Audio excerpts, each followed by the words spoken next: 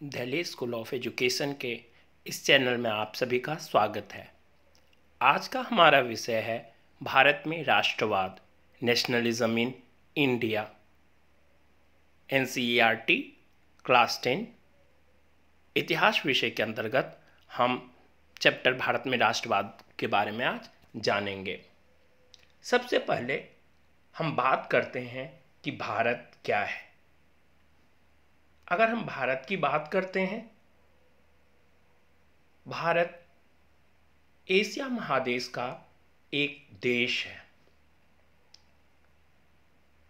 जो दुनिया के क्षेत्रफल की दृष्टि से 7वां सबसे बड़ा देश और जनसंख्या की दृष्टि से दूसरा सबसे बड़ा देश है।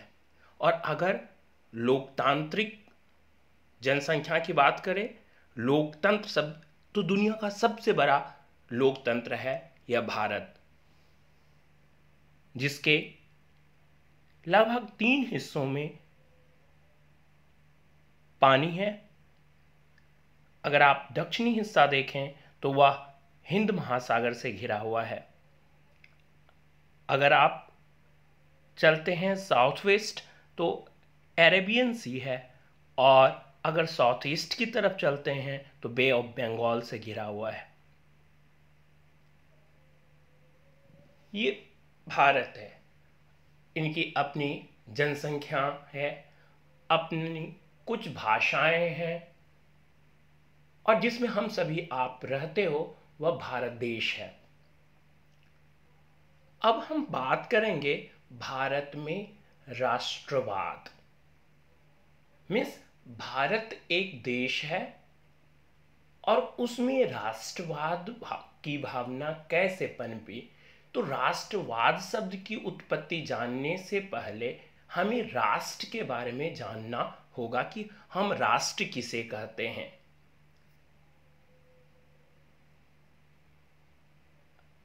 राष्ट्र, अ नेशन। एक राष्ट्र क्या है? यह व्यक्तियों का एक समुदाय है जो सृजित हुआ है, एक बना है। किन कारणों से? एक सामान्य भाषा, एक सामान्य इतिहास, और मनोवैज्ञानिक जो मनोदशाएं थी वह मैनिफेस्ट होता है, वो प्रकट होता है। एक कॉमन कल्चर, एक कॉमन टेरिटरी, एक कॉमन रेस, एक कॉमन रिलीजन, भाषा, इतिहास, उसकी एक अलग संस्कृति, एक कॉमन पॉलिटिकल एस्पिरेशन, महत्वाकांक्षाएं, कॉमन विल। और इन सब में सबसे बड़ी बात आती है कि एक समान एकता की भावना, वननेस की भावना, एक होने की भावना ही उसे राष्ट्र बनाता है। अगर हम देखें तो राष्ट्र मीन्स सामाजिक, सांस्कृतिक, मनोवैज्ञानिक, भावनात्मक और राजनीतिक एकता को ही हम राष्ट्र कहते हैं। इसमें कुछ चीजें बहुत जरूरी है, दैट इज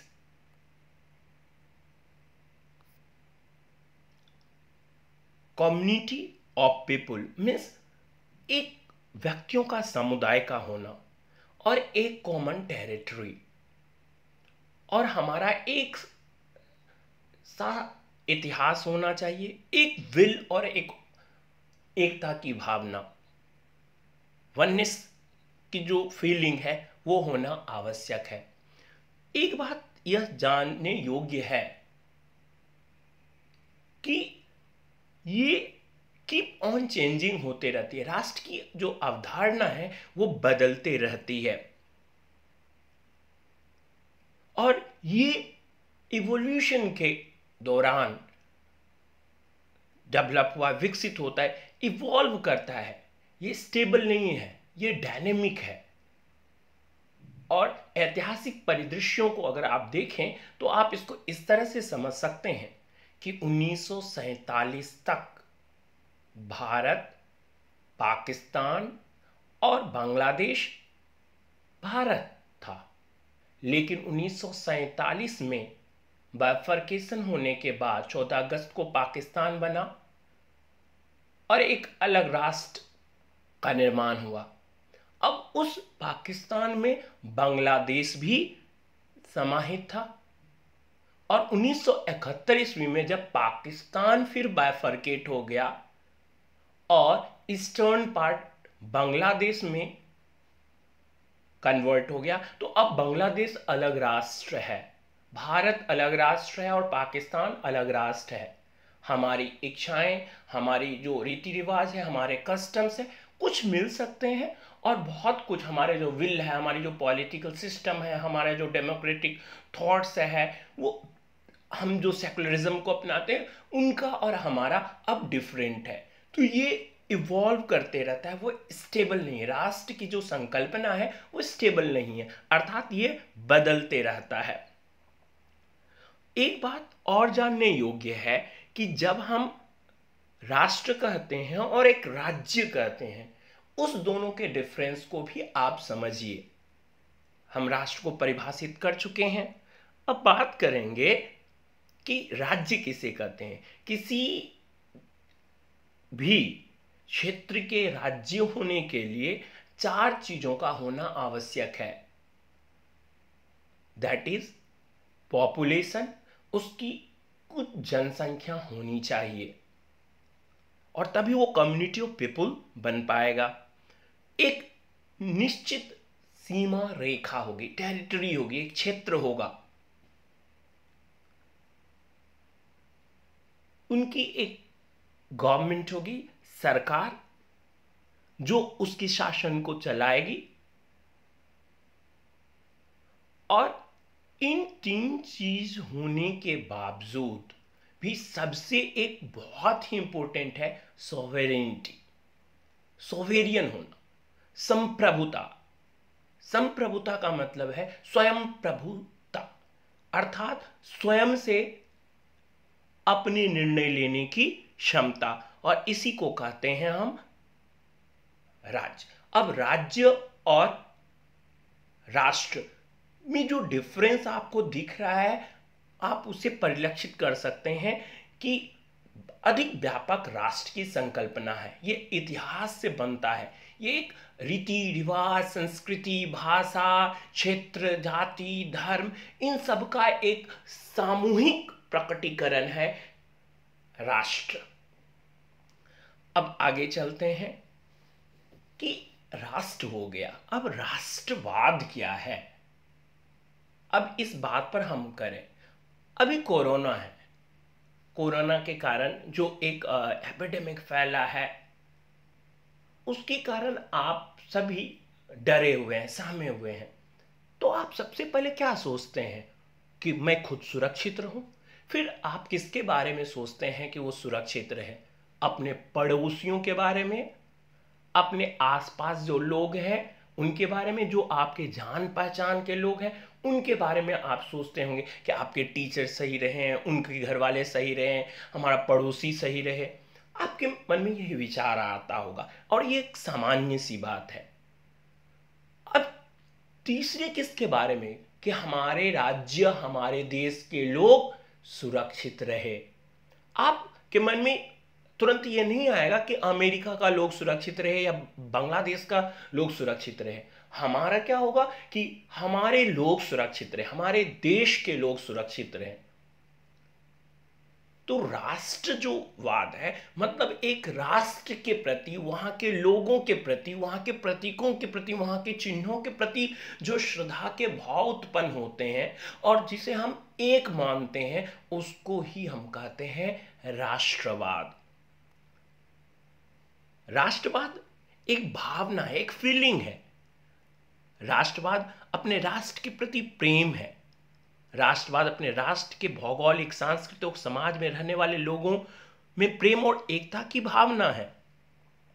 ऐसा माना जाता है कि राष्ट्रवाद किसी विशेष भौगोलिक, सांस्कृतिक और सामाजिक तौर पर रहने वाले जनता के मध्य एकता की भावना, यूनिटी। We are different. अगर हम भारत की ही परिदृश्य को देखें तो भारत में हम अलग अलग भाषाओं को बोलते हैं, हमारा पहनावा अलग अलग है, हमारी वेशभूषाएं अलग हैं, खान पान अलग है, फिर भी हम किसी न किसी तरीके से एक हैं। इंदिरा कॉल से इंदिरा पॉइंट तक, आसाम के सिलचर से गुजरात के रण ऑफ कच्छ तक, जो हमारी पूरी बाउंड्री है, अंडमान से लेकर लक्षद्वीप तक, हम में एकता की भावना, हम एक हैं, हमारी फीलिंग्स एक हैं। हम लगभग 136 करोड़ लोग एक हैं। इसकी भावना, ये भावना पनपना कि हमारा देश है, इसे ही हम कहते हैं राष्ट्रवाद। अब राष्ट्रवाद के साथ एक शब्द और जो उभर के आता है, कॉलोनियलिज्म, उपनिवेशवाद। उपनिवेशवाद क्या है? Colonialism is the policy of country seeking to extend or expand or retain its authority over other people or territories, generally with the aim of economic dominance। जब कोई एक समृद्ध राज्य या देश, एक शक्तिशाली देश अपने से अधिक, अपने से कमजोर, निर्बल, लेकिन प्राकृतिक रूप से साधन संपन्न देशों के ऊपर अपना प्रभुत्व जमाता है, और प्रभुत्व जमाने का एक उद्देश्य होता है आर्थिक दोहन। और ये आर्थिक दोहन धीरे धीरे उस देश के राजनीति में हस्तक्षेप करना शुरू होता है, फिर राजनीतिक सत्ता की प्राप्ति होती है, उनके समाज में दखलंदाजी शुरू हो जाती है, उनकी धार्मिक विचारों में दखलंदाजी शुरू हो जाती है। आप देख सकते हैं कि अगर हम बात करें कि भारत में विलियम हॉकिंस 1607 ईस्वी में अपनी यात्रा शुरू करता है, हेक्टर नाम के सीप से ईस्ट इंडिया कंपनी का एक यात्रा की शुरुआत करता है, और वह कमांडर जो हेक्टर सीप लेके चलता है, वह सूरत पहुंचता है 24 अगस्त 1608 ईस्वी में, और उसके बाद हॉकिंस वहां से आगरा पहुंचता है। किसके पास? एम्परर, सम्राट, जो उस समय मुगल सम्राट थे, जहांगीर के यहाँ 1609 ईस्वी में, 1609 में नेगोशिएट करने के लिए, कंसेंट लेने के लिए फैक्ट्री का 1609 ईस्वी में आगरा जहांगीर के दरबार में, और धीरे धीरे धीरे अपना पांव फैलाते चला गया, एक व्यापारी के रूप में आया, और वह 1600 ईस्वी से अपना एक्सपेंशन शुरू किया, और 1947 के 15 अगस्त तक हमारे देश पर राज्य किया, अपना कॉलोनी बनाया। अगर हम ये मेरी पर्सपेक्टिव है कि उपनिवेश को अगर हम हिंदी में बोलते हैं कि उपनिवेश, उप मतलब सब, निवेश मतलब इन्वेस्टमेंट।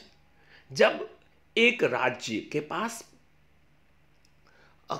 पैसे हैं तो वो दूसरे जगह लगाना शुरू करता है, लेकिन उसका आर्थिक लाभ के कमाने का उद्देश्य होता है, वो दूसरे कॉलोनीज में जाता है और वहां अपना एक्सपेंशन कर रहा है, निवेश कर रहा है, और फिर उस निवेश के द्वारा वह धन अर्जन करता है, तो उपनिवेश।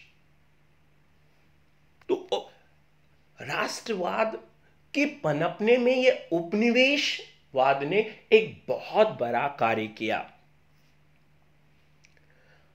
अब जैसे आप देखते हैं कि यूरोप में राष्ट्रवाद के बारे में हम पिछली क्लास में हम बात कर चुके हैं। यूरोप में राष्ट्रवाद, यूरोप में जब राष्ट्रवाद की भावना पनपी तो राष्ट्रीय राज्यों का उदय हुआ। भाषा के आधार पर, क्षेत्र के आधार पर जो निरंकुश तंत्र था, जो राजशाही था, उसे खत्म करके नए नए राज्यों का गठन हुआ। लोगों में एकता की भावना पनपी, अपने राष्ट्र के प्रति लगाव पैदा हुआ, और इस राष्ट्र के प्रति लगाव पैदा करने में बहुत सारे गीतों ने, बहुत सारे संगीत की ध्वनियों ने, नए प्रतीकों ने, नए विचारों ने लोगों के बीच, समुदायों के बीच संपर्क साधने का काम किया। आप देखते हैं जब भी जन गण मन अधिनायक बोला जाता है तो हम अपने आप खड़े हो जाते हैं, एक सम्मान का भाव होता है। जब वंदे मातरम गाया जाता है, हमारा राष्ट्रीय गीत, तो हमें एकता की भावना बढ़ जाती है, हम अपने तिरंगे का सम्मान करते हैं। तो उसी तरह यूरोप में जर्मेनिया, बलूत के जो है की डालियां, तो वो सारे प्रतीक चिन्ह बनते चले गए, और ये एक राज्य के विभिन्न व्यक्तियों, विभिन्न समुदायों को आपस में जोड़ने का काम किया यूरोप में राष्ट्रवाद, और इससे हर एक देश को एक नई पहचान मिली। अब भारत में नए जो भारत में राष्ट्रवाद के उदय के कारणों को देखें तो सबसे पहला था उपनिवेशवादी विरोध। अब हुआ क्या, 28 जुलाई 1914 को, 28 जुलाई 1914 को प्रथम विश्व युद्ध प्रारंभ हुआ, और 11 नवंबर 1918 तक ये विश्व युद्ध चला।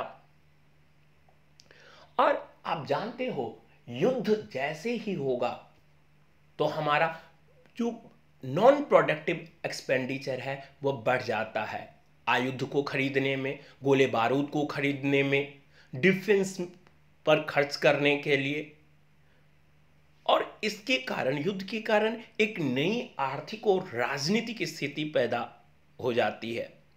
अब इसके कारण रक्षा व्यय हुआ, एक्सपेंडिचर बहुत बढ़ गया डिफेंस में। अब इसका खर्च का वहन कैसे करेगा, इंग्लैंड भी उसमें शामिल था, और इंग्लैंड ने अपने खर्च को पूरा करने के लिए कर्ज लेना शुरू किया। उसने जो सीमा शुल्क थी उसको बढ़ा दिया, जो एक्सपोर्ट और इंपोर्ट के दौरान सीमा शुल्क लगता है, कस्टम ड्यूटी को उसने इंक्रीज कर दिया, और एक नए टैक्स की शुरुआत की, इनकम टैक्स। जैसे हम सभी जितने भी टीचर्स हैं, प्रोफेशनल्स हैं, अगर एक सर्टेन लेवल का इनकम होता है, उसके बाद 10%, 20%, 30% हमें जो हम अर्न करते हैं उसको हमें गवर्नमेंट को टैक्स के रूप में पे करना पड़ता है।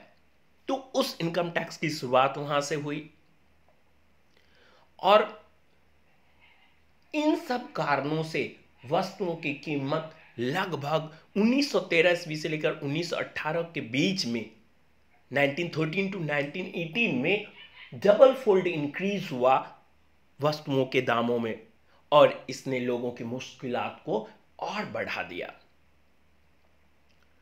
1918 और 1919 के बीच 1 ईयर, और 1920 से लेकर 1921 के बीच देश के बहुत हिस्सों में अकाल पड़ा, फसलें खराब हो गई, जिसके कारण खाद्य पदार्थों का अभाव पैदा हो गया, और उसी समय में फ्लू की महामारी फैल गई। एक तो अकाल की स्थिति बनी हुई थी, फसलें बर्बाद हो रही थी, युद्ध की विभीषिका, आयकर कस्टम ड्यूटी बढ़ा दी गई, कर्ज ले रहा था वो, चीजों की कीमतें बढ़ रही थी, और फ्लू की महामारी फैल गई। और यह फ्लू की महामारी, ये फ्लू जैसे अभी आप कोरोना वायरस के कारण फ्लू से प्रभावित हुए हैं, और लगभग अभी तक 50,000 से अधिक व्यक्ति मर चुके हैं, लाखों में संख्या अब पहुंचने वाली है। तो इस स्थिति में उस समय जब फ्लू हुआ तो लगभग 120 से लेकर के 130 लाख लोग मारे गए दुर्भिक्ष और महामारी के कारण। दुर्भिक्ष मतलब फैमीन के कारण, और इस एपिडेमिक के कारण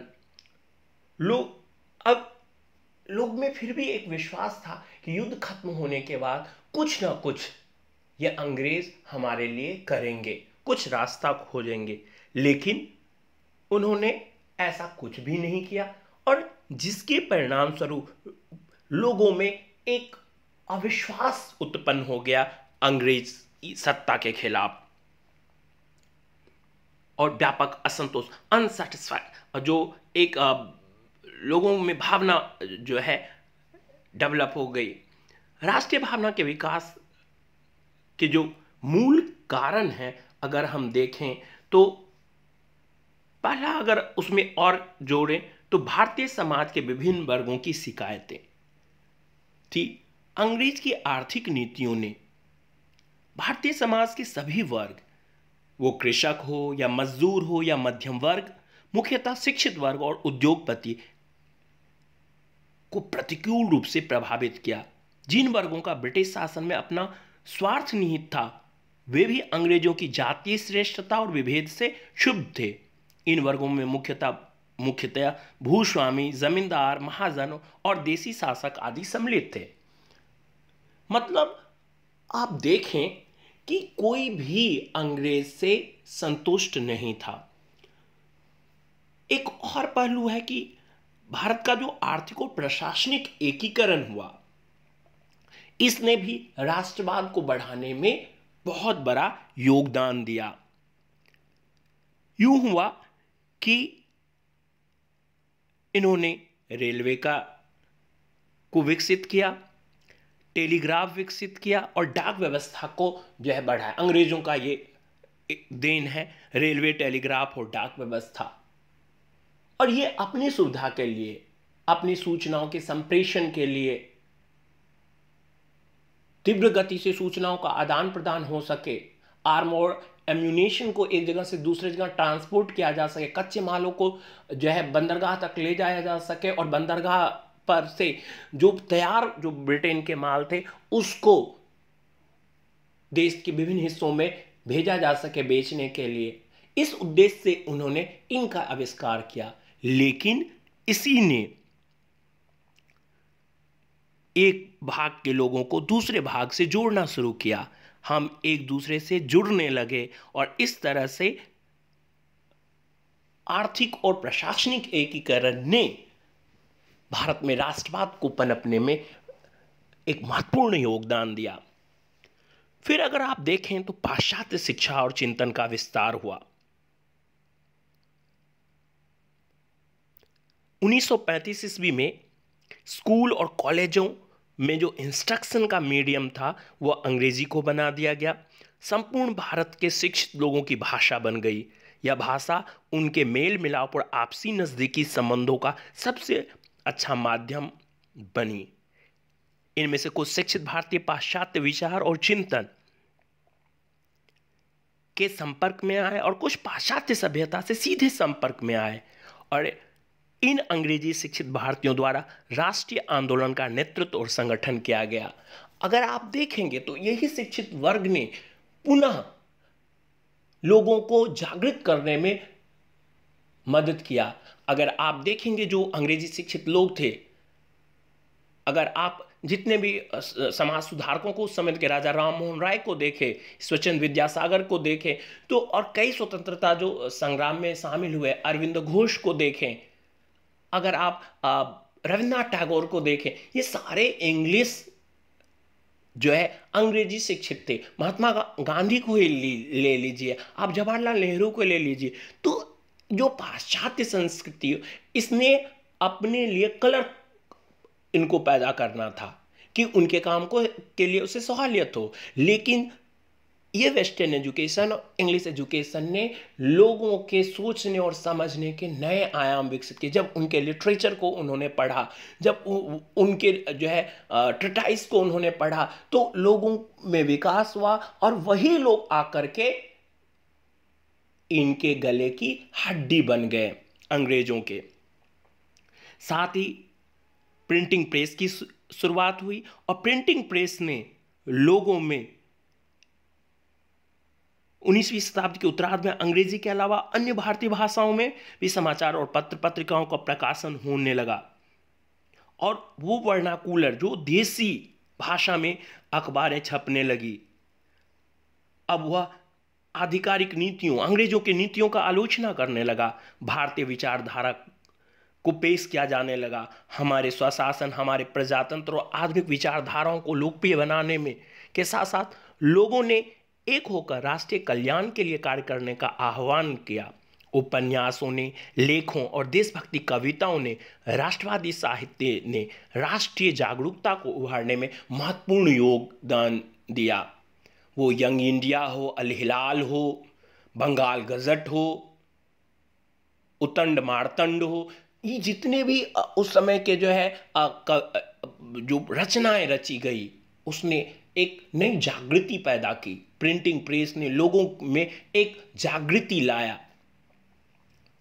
और उसके बाद अगर देखें, राष्ट्रीय आंदोलनों को बढ़ावा देने में धर्म सुधार जो आंदोलन थे, राजा राम मोहन राय को ले लीजिए, अगर आप महादेव गोविंद रानाडे को ले लीजिए, आप आर्य समाज को ले लीजिए, प्रार्थना समाज को ले लीजिए, जोसेफिकल सोसाइटी को लीजिए।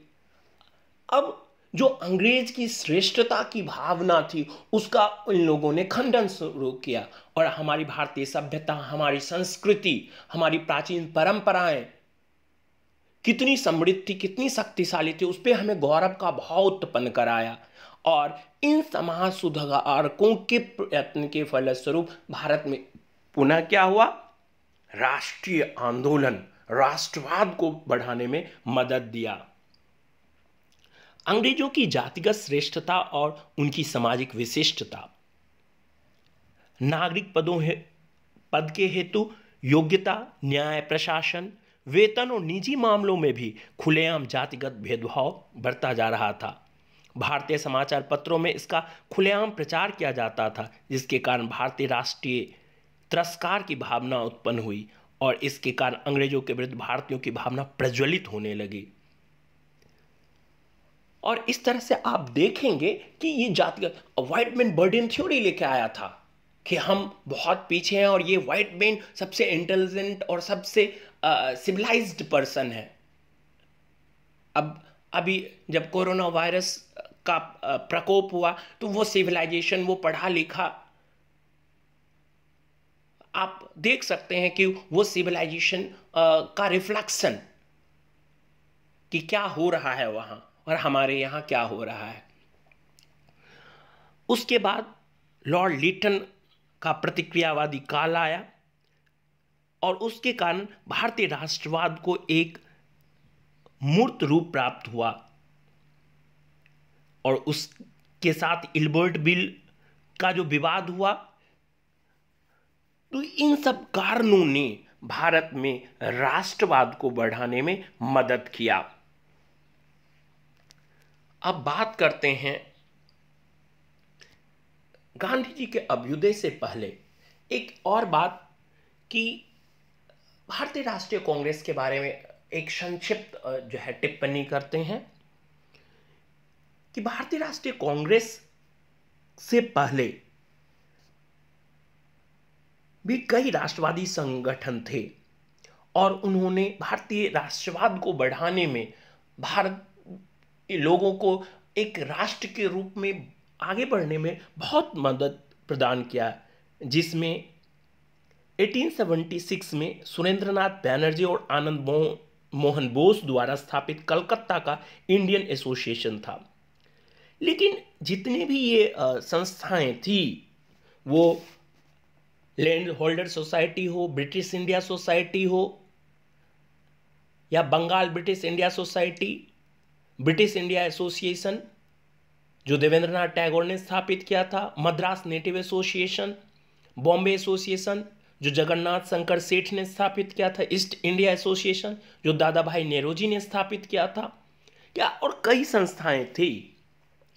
लेकिन ये सभी संस्थाओं का जो कार्य क्षेत्र था, जो सदस्यता था और कार्य की प्रक्रिया थी, वो बहुत ही स्थानीय था, लोकल लेवल तक सीमित था।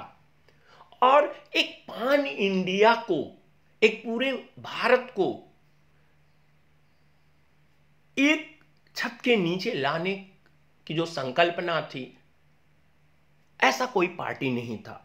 और उसी समय में एक सेवानिवृत्त सिविल सेवक, रिटायर्ड सिविल सेवक था, A.O. ह्यूम ने एक ऐसी संस्था की स्थापना के लिए कदम उठाया जो सभी से उस समय A.O. ह्यूम जो एक अंग्रेज रिटायर्ड सिविल सर्वेंट था, उसने एक संस्था को स्थापित करने का बीड़ा उठाया और 1885 ईस्वी में उन्होंने इसकी स्थापना की और इस प्रकार राष्ट्रीय कांग्रेस की स्थापना हुई। और इसका प्रथम अधिवेशन W.C. बनर्जी, व्योमेश चंद्र बनर्जी की अध्यक्षता में दिसंबर 1885 ईस्वी में बंबई में संपन्न हुआ। और ये गोकुलदास महाविद्यालय मुंबई में है, वहां इसका पहला अधिवेशन हुआ और उस समय देश भर से 72 प्रतिनिधि इसमें शामिल हुआ था। और इस तरह से आप देख सकते हैं कि 1885 ईस्वी में A.O. ह्यूम के द्वारा इसकी स्थापना हुई मुंबई के मोहनदास संस्कृत महाविद्यालय में, और इसकी पहली अध्यक्षता व्योमेश चंद्र बनर्जी ने की थी। अब आते हैं हम गांधी जी के अभ्युदय के बारे में पढ़ते हैं कि गांधी जी के आने के बाद एक विश्व मानव की जो परिकल्पना करते हैं, एक शांति दूत की जब हम परिकल्पना करते हैं, उस तरह से गांधी का उद्भव हुआ।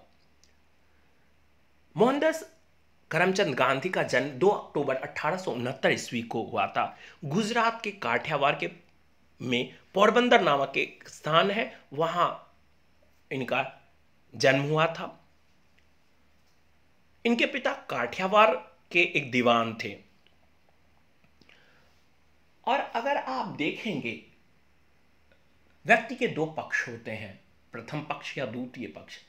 प्रथम पक्ष, शुरुआती जो दौर था गांधी का, वो उतना बेहतर नहीं था। अगर इसको आप जानना चाहते हैं तो उनकी किताब पढ़िए, माय एक्सपेरिमेंट विथ ट्रुथ। और गांधी जो है अपने देश में सबसे कम हम सुनते आ रहे हैं। हम बापू बोलते हैं, हम राष्ट्रपिता बोलते हैं, हम महात्मा बोलते हैं, लेकिन इस राष्ट्रपिता, इस महात्मा को जानने के लिए उनके द्वारा लिखी गई किताबों को, उनके द्वारा संपादित समाचार पत्रों को, उनकी ऑटोबायोग्राफी, उनकी बायोग्राफीज जो लिखी गई है, उनको जब पढ़ेंगे तब आपको वास्तविक रूप में पता चलेगा कि हाँ, वो महात्मा था। और ऐसे नहीं, विश्व के बड़े बड़े नेताओं का आदर्श आज भी महात्मा गांधी रहा। आज भी इस युद्धरत दुनिया में, इस समाज में लोगों को जोड़ने का काम अगर कोई कर सकता है, जिस माध्यम से हम विश्व में शांति स्थापित कर सकते हैं, तो वो गांधीज्म है। तो उस गांधी का उदय होते ही भारत की जो क्रांति और भारत में राष्ट्रवाद, भारत की स्वतंत्रता के लिए, स्वराज की और जो उन्मुख समाज था, उसमें एक नई क्रांति की शुरुआत हुई। ये इंग्लैंड में बैरिस्ट्री की पढ़ाई की थी। बैरिस्ट्री एक तरह से लॉ की पढ़ाई होती है। और वहां से आने के बाद एक गुजरात का एक व्यापारी था जो व्यापार करता था अफ्रीका से, दादा अब्दुल्ला। उसका मुकदमा लड़ने के लिए वो दक्षिण अफ्रीका चले गए। 1883 ईस्वी की बात है, वो वहां चले गए और वहां उन्होंने देखा कि किस तरह से जो यहाँ के एशियाई मजदूर थे या वहां के काले जो स्थानीय लोग थे, उनके ऊपर ये गोरे सरकार किस तरह से यातनाएं करते हैं। खुद भी उस यातना के शिकार हुए। जब वो ट्रेन में जा रहे थे, वो फर्स्ट क्लास के डब्बे में पहुंचे तो कैसे उन्हें धक्का दे करके उससे उन्हें बाहर निकाल दिया गया। और तब उन्होंने जो वहां उत्पीड़न देखा, वहां जो शोषण देखा, उनका मन विचलित हो गया और इन्होंने वहां ठान लिया कि काले लोगों से रंगभेद की नीति के विरुद्ध हम विरोध करेंगे, लेकिन यह विरोध अहिंसक होगा। दक्षिण अफ्रीका में गांधी जी 1914 ईस्वी तक वहां रहे और उन्होंने नाटाल कांग्रेस की स्थापना वहां की और 1906 ईस्वी में पहला जो सत्याग्रह की शुरुआत उन्होंने की थी वो अफ्रीका से ही की थी। गांधी जी के जो आंदोलन हुए वहां, कैसे उन्होंने लोगों को जोड़ा, कैसे जो है उनसे लोग जुड़ते गए, बहुत सारे ऐसी बातें हैं, आपके 10th क्लास के लेवल का नहीं है कि क्या क्या अफ्रीका में हुआ, उस पर चर्चा अब हम ज्यादा नहीं कर सकते, लेकिन गांधी जी ने वहां से बहुत कुछ उन्होंने सीखा कि गरीब भारतीयों के जुझारूपन को देखकर गांधी जी के मन में विश्वास हो गया कि भारतीय जनता आवश्यकता पड़ने पर किसी उद्देश्य के लिए जुझारू संघर्ष और बलिदान को तैयार, they can sacrifice their life and they will fight unitedly against the evil force। Gandhi ji के मन में यह बात आई और इन्होंने देखा कि जब हम पर दमन होगा, शोषण होगा, एक्सप्लॉयटेशन होगा, तो अमीर हो, गरीब हो, स्त्री हो, पुरुष हो, हिंदू, मुस्लिम, सिख, ईसाई, पारसी, सभी एक हो करके आंदोलन में भाग ले सकते हैं। और उन्होंने यह भी सीखा कि कभी कभी जो उनके अनुयायी है, जो उनके फॉलोवर्स है, अगर समर्थक है को जो चीजें पसंद ना आए, कभी कभी नेतृत्वकर्ता को, लीडर को ऐसे भी डिसीजंस, निर्णय लेने पड़ सकते हैं। दक्षिण अफ्रीका ने गांधी जी को विरोधी राजनीतिक धाराओं से उन्मुक्त, वहां उनके पास कोई विरोध करने वाला नहीं था और उन्होंने अपने विरोध के तरीकों के पर उन्होंने एक्सपेरिमेंट किए, प्रयोग किए और एक तरह से एक नए तरीके के नेतृत्व को उनमें उन्होंने विकसित किया। गांधी जी ने अपने दक्षिण अफ्रीका प्रवास के दौरान सत्याग्रह का प्रयोग किया। सत्याग्रह, सत्य के प्रति आग्रह। 1906 के पश्चात गांधी जी ने यहां अवज्ञा आंदोलन प्रारंभ किया, जिसे सत्याग्रह नाम दिया गया। सत्याग्रह सत्य और अहिंसा के सिद्धांतों पर आधारित है।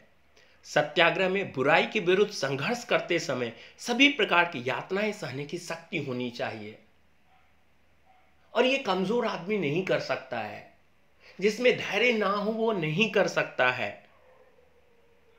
और इसमें हमें गलत चीज के प्रति, गलत प्रक्रिया के प्रति घृणा करना चाहिए, ना कि वह व्यक्ति जो उस प्रक्रिया में लगा है। उसकी रिफॉर्म की बात करते कि बिना अनुराग रखे, बुराई करने वाले से अनुराग रखते हुए हम उस बुराई के विरुद्ध लड़ाई लड़ें। और इसमें अहिंसा का कहीं स्थान नहीं है। इसमें सत्य की खोज, सत्य का आग्रह है कि अगर आपका उद्देश्य सच्चा होगा, यदि आपका संघर्ष अन्याय के खिलाफ है, तो जो दबाव डालने वाला है, जो उत्प्रेरक है, मुकाबला करने के लिए आपके किसी भी शारीरिक बल की आवश्यकता नहीं, मन का बल सबसे अधिक होता है। सत्याग्रह यही कहता है कि सत्य पर टिके रहे और इसी से हमारा जो एक तरह से आप कह सकते हो कि भारत का जो ध्येय वाक्य है, सत्यमेव जयते, ट्रूथ अलोन ट्रम्प्स, जो कठोपनिषद से लिया गया है।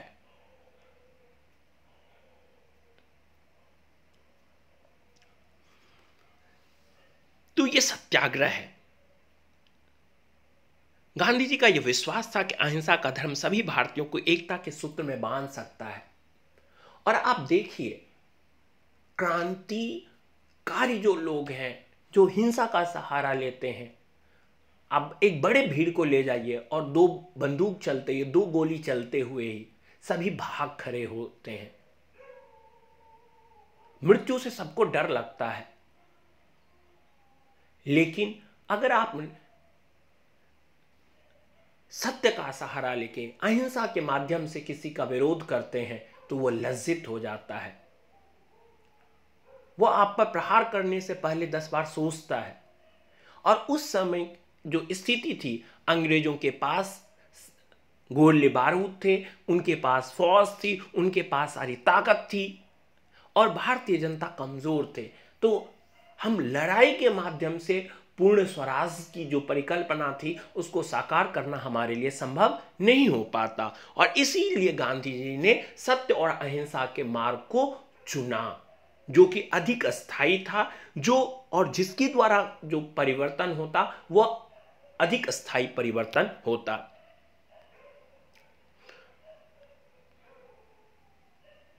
ये साउथ अफ्रीका आप देख रहे हैं, ये साउथ अफ्रीका है, और ये इंडिया, ये यहां गए हुए थे। साउथ अफ्रीका अफ्रीका महादेश का सबसे दक्षिणी देश है, जिसकी 3 राजधानियां हैं। आप जब आप ज्योग्राफी पढ़ेंगे तो देखेंगे इसकी 3 इंडस्ट्रियल, एडमिनिस्ट्रेटिव और एक अदर जो फाइनेंशियल है, उस तरह से 3 इसके कैपिटल है दक्षिण अफ्रीका के।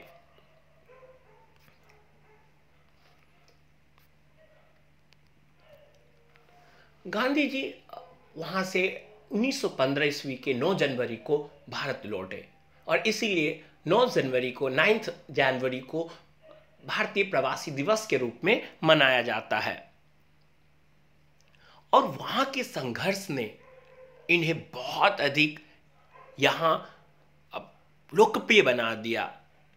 केवल शिक्षित लोग नहीं, बल्कि जो जन सामान्य थे वो गांधी जी से परिचित हो चुके थे कि एक व्यक्ति था, एक दुबला पतला सा व्यक्ति, जो अफ्रीका में लंबा सा दुबला पतला व्यक्ति, उसने अफ्रीका एक दूसरे महादेश में जाकर के, दूसरे महादेश के एक देश में जाकर के वहां गोरे लोगों से 2-2 हाथ कर सकता है, अर्थात जो उनसे अपने सत्य और अहिंसा सत्याग्रह के बल पर लड़ सकता है, वह व्यक्ति कौन है? गांधी है।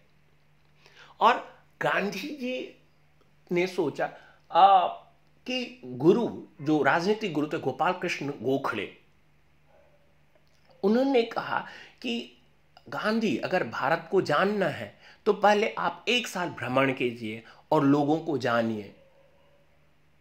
और उसके बाद इन्होंने पूरे देश का भ्रमण करना शुरू किया।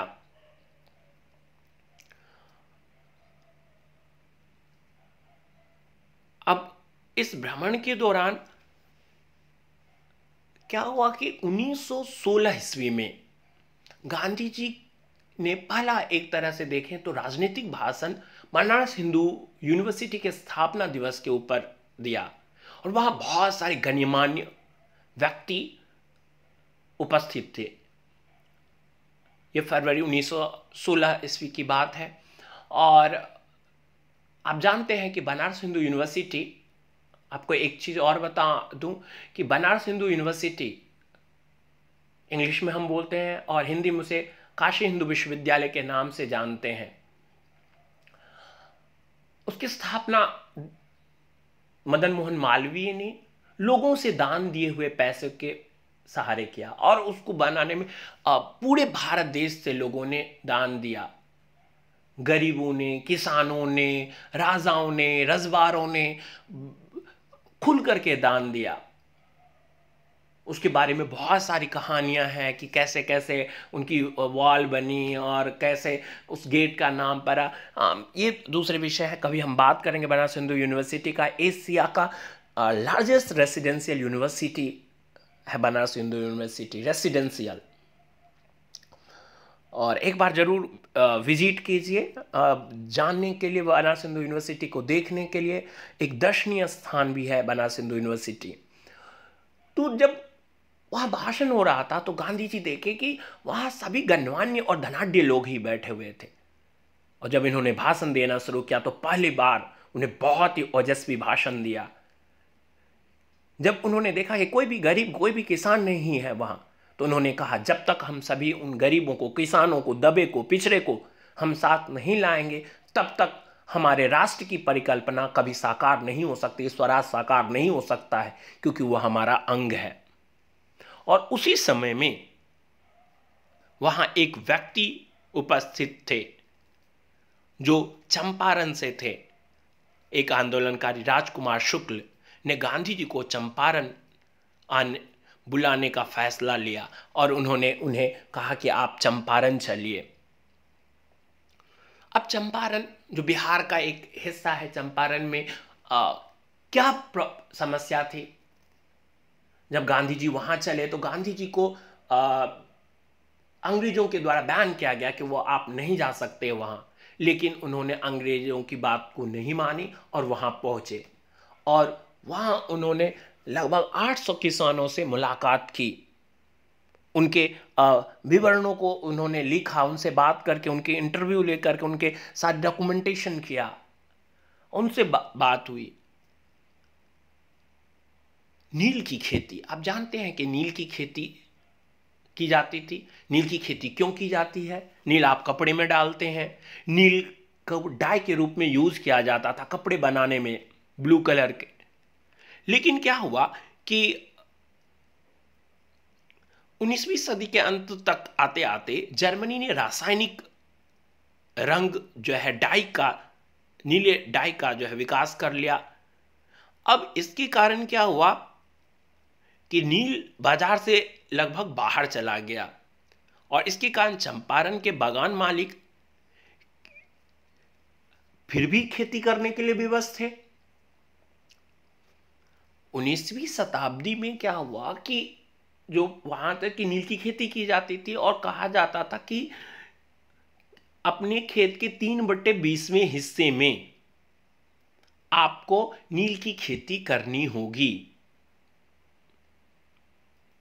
और इसे 3 कठिया व्यवस्था कहा जाता है, 3 कठिया पद्धति कहा जाता है। कट्ठा एक यूनिट है, एक इकाई है मापन की, जो जमीन मापने की इकाई है कट्ठा, और 20 कट्ठे का 1 बीघा होता है।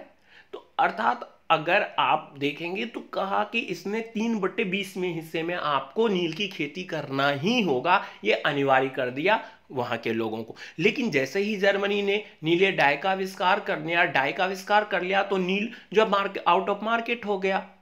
अब ये नील की खेती कर रहे थे, इनको विवश किया जा रहा था नील की खेती करने के लिए, लेकिन इसके नील बिक नहीं रहे थे मार्केट में, इनके खरीदार नहीं थे।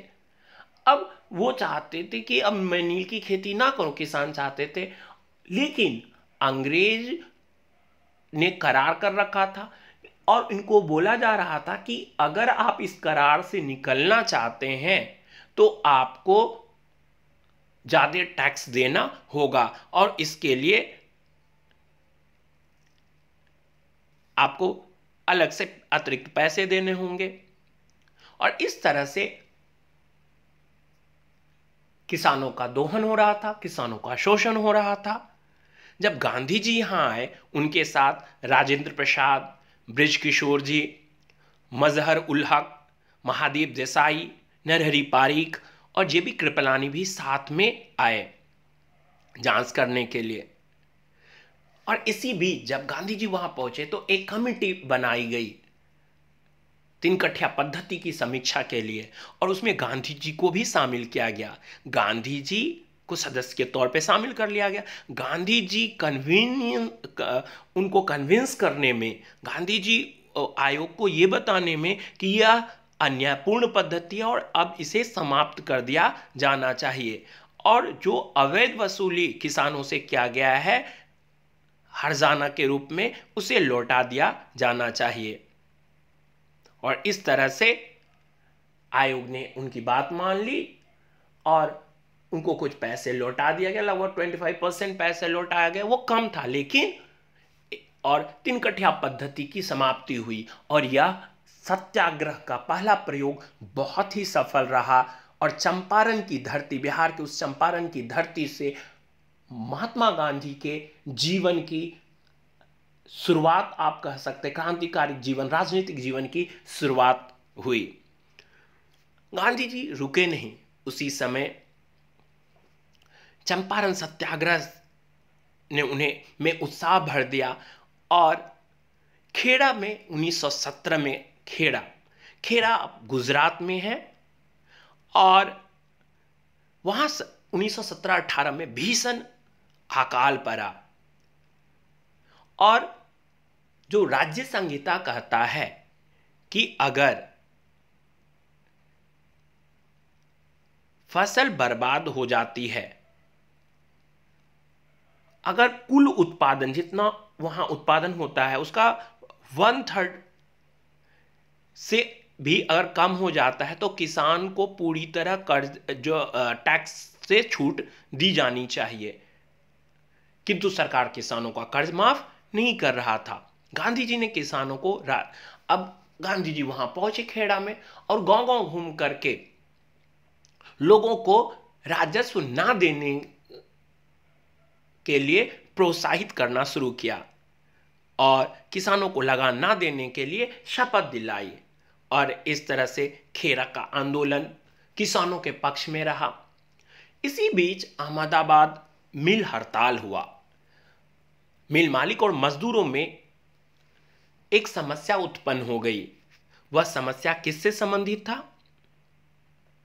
1918 में उन्होंने भूख हड़ताल की शुरुआत की। प्लेग बोनस को लेकर के विवाद छिड़ गया।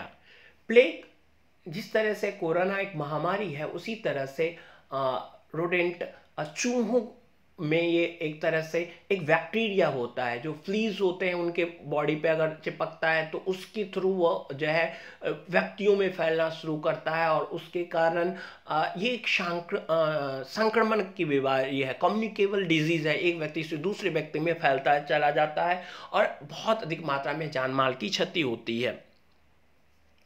और इस कारण से वहाँ क्या हुआ, प्लेग बोनस, जो प्लेग फैलता था तो जो है मजदूरों को उनको बोनस, क्योंकि खर्च बढ़ रहे थे, अब प्लेग के कारण समस्या और तो चीज़ें महंगी हो रही थी तो उसे बोनस की मांग किया गया। तो वो 35% बोनस की मांग कर रहे थे और जो मिल मालिक थे 20% देने पर राजी हो रहे थे। गांधी जी उनके जो मजदूरों के समर्थन में भूख हड़ताल पर बैठ गए और इससे मजदूरों में एक उत्साह जागृत हुआ और संघर्ष और अधिक तेज होता चला गया।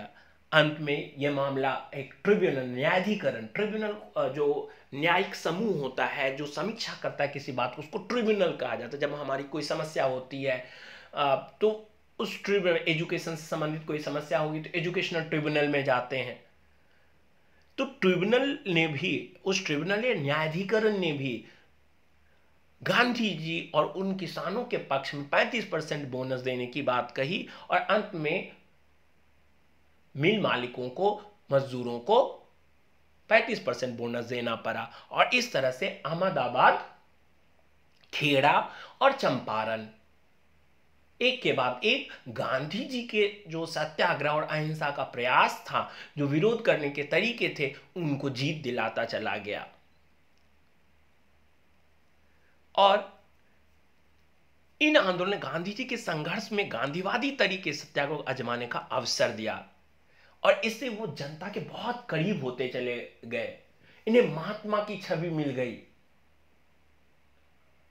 अगर आप उस समय के इतिहास को, उस समय के स्थानीय न्यूज़पेपर्स को अगर आप खंगालेंगे, उससे स्रोतों को देखेंगे बच्चों, तो आप देखेंगे कि अब गांधी जी के बारे में एक भगवान सी छवि उस समय थी। और कहा भी जाए, एक दीवान का बेटा, एक बैरिस्टर लंदन से पढ़ा हुआ, और उसने अपने सारे कपड़े त्याग दिए, एक सूती के कपड़े में, खादी के कपड़े में अपने को लपेटे, एक लाठी लिए हुए मीलों मील की यात्रा, कभी पैदल, कभी जो है गाड़ी से, कभी रेल से, एक जगह से दूसरे जगह, किसके लिए? इस भारत देश के लिए उन्होंने किया। अब आप देखिए कि अगर आप देखेंगे जो हम बात कर रहे थे अभी, आप कि कहाँ गए थे ये पहले, चंपारण, ये दिख रहा है आपको चंपारण बिहार में। फिर उसके बाद इन्होंने ये खेड़ा और अहमदाबाद, आप देखिए डांडी यहाँ है, डांडी के बारे में हम आगे पढ़ेंगे। अहमदाबाद यहाँ है और खेड़ा ये यहाँ। आप जब मैप पे काम करने जाते हैं हिस्ट्री में, ये बहुत इंपॉर्टेंट है कि आपको इंगित करना होता है। तो आप देखिए कि ये हुआ आपका चंपारण, ये है आपका चंपारण, और ये अहमदाबाद और ये खेड़ा। तो आप पोजीशन को नोट कर लीजिए कि आपको कहाँ डिनोट करना है, कि कहाँ चंपारण है, कहाँ अहमदाबाद है, कहाँ खेड़ा है और कहाँ डांडी है। इस बात को अच्छे से ध्यान से आप देख लीजिए।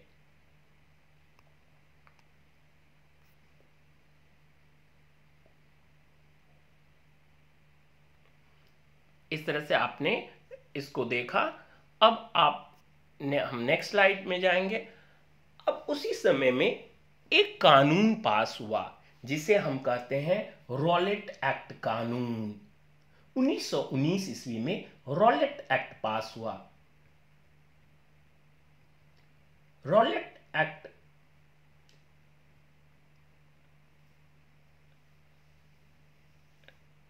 एक काला कानून था भारत के इतिहास में, और इसने पूरी तरह से भारतीय जनमानस को हिला के रख दिया। 1919 का जो वर्ष था भारत के लिए अत्यंत सोच और असंतोष का वर्ष था।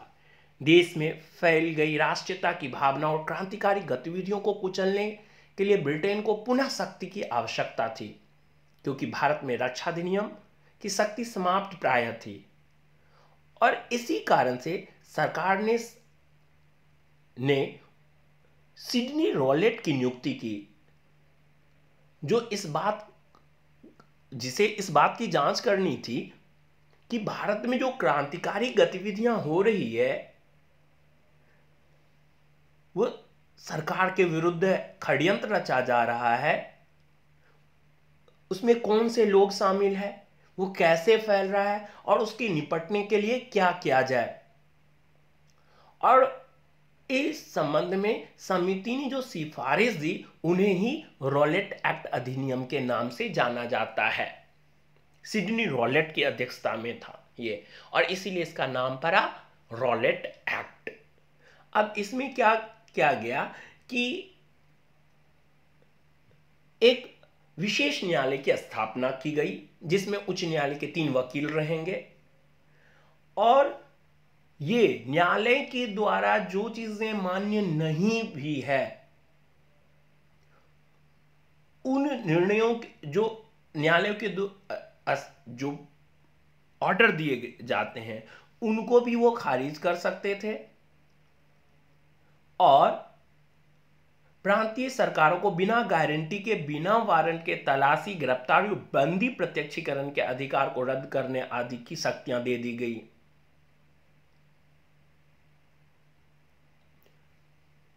इसमें किसी पे भी संदेह होने पर 2 साल तक की सजा जेल के अंदर डाल दिया जाता था, और इसे बिना अपील के, बिना वकील के और बिना दलील के कानून कहा गया। ये काला कानून था। अंग्रेजों को जिसके विरुद्ध भी संदेह होता था कि ये हमारे लिए खतरा उत्पन्न कर सकता था, तो बिना कोई वारंट जारी किए उसे जेल के अंदर डाल दिया जाता था। अब इसीलिए इसका विरोध शुरू हुआ, और ये विरोध स्वरूप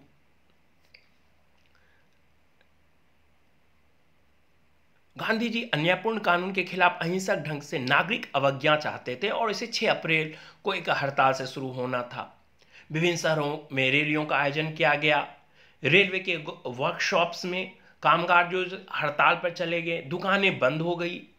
रेल, टेलीग्राफी जैसी संचार सुविधाओं के भंग हो जाने की आशंका से भयभीत अंग्रेज ने पूरे राष्ट्र में दमन करना शुरू किया, और 10 अप्रैल को पुलिस ने अमृतसर में एक शांतिपूर्ण जुलूस पर भी गोली चला दी।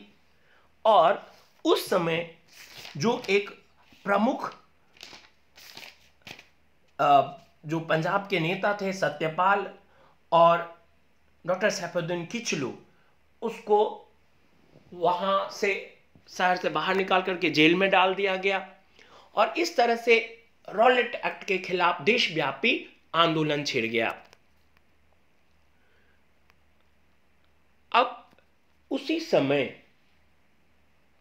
क्या हुआ कि खिलाफत आंदोलन भी शुरू हो गई 1919 ईस्वी में। यह भारतीय मुसलमानों का एक आंदोलन था। इसकी का नेतृत्वकर्ता मोहम्मद अली और शौकत अली थे, जो ऑटोमन साम्राज्य के सभी इस्लामिक पवित्र स्थानों पर तुर्की के सुल्तान, जिसे अपना धार्मिक गुरु या खलीफा कहते थे, उनका नियंत्रण बना रहे, इसके लिए ये लोग आंदोलन कर रहे थे। एक्चुअली इन्हें लग रहा था कि जब ये दोनों लड़े, विश्व युद्ध हुआ और तुर्की के जो खलीफा का सारा शक्ति छीन लिया जाएगा, इस तरह की भावना उमड़ पड़ी। और यहाँ के मुस्लिम जो उनको खलीफा को अपना धर्मगुरु मानते थे, तो अंग्रेजों के विरुद्ध आ गए। इसके परिणाम स्वरूप क्या हुआ कि गांधी जी ने इसे एक अपॉर्चुनिटी समझा और इस खिलाफत में अपने को हिंदू मुस्लिम को एक करने का एक सुनहरा अवसर मिला, जो 1920 ईस्वी में असहयोग आंदोलन के रूप में आगे बढ़ा। लेकिन इससे पहले ही 10 अप्रैल को वहां का गवर्नर, पंजाब का गवर्नर जनरल ओडायर ने मार्शल लॉ लागू करवा दिया पूरे राज्य में।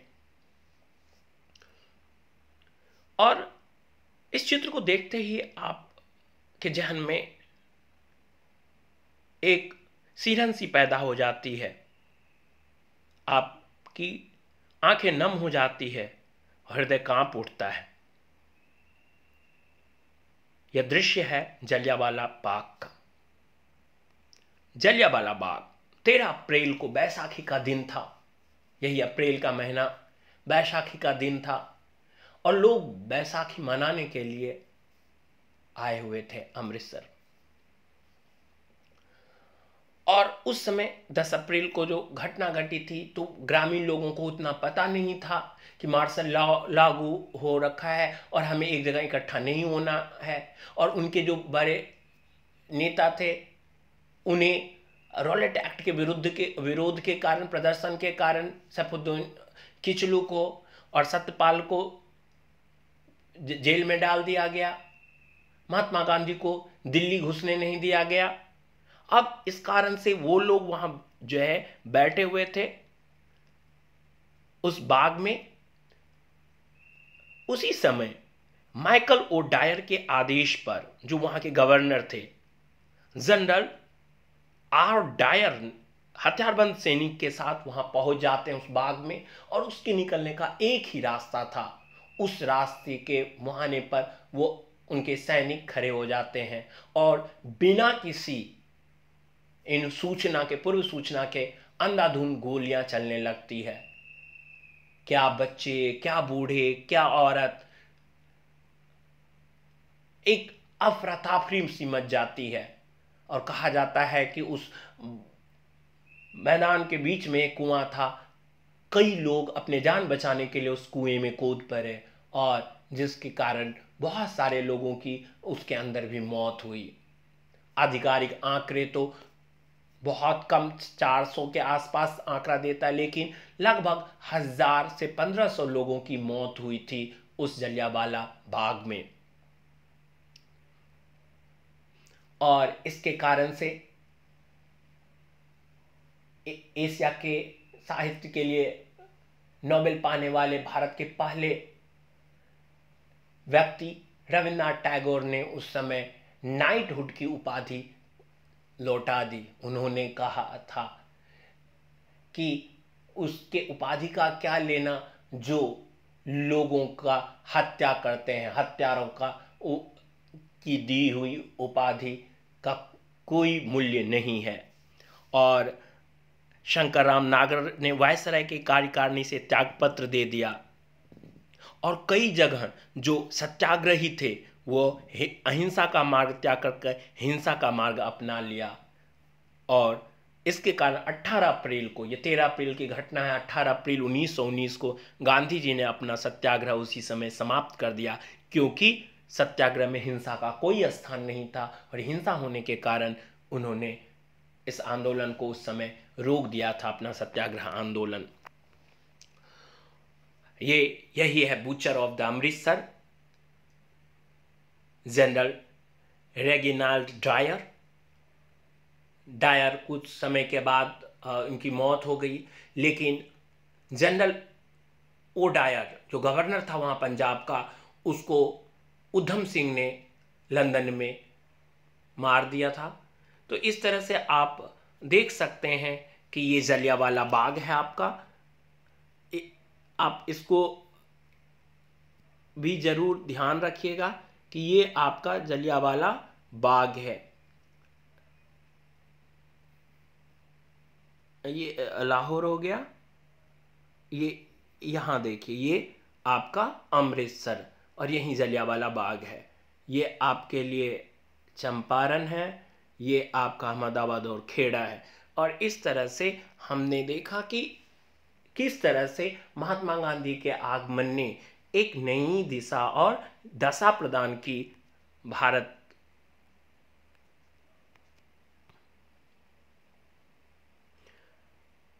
के राष्ट्रीय आंदोलन को बढ़ने में। Thank you very much.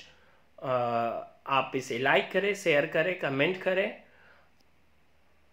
Thank you.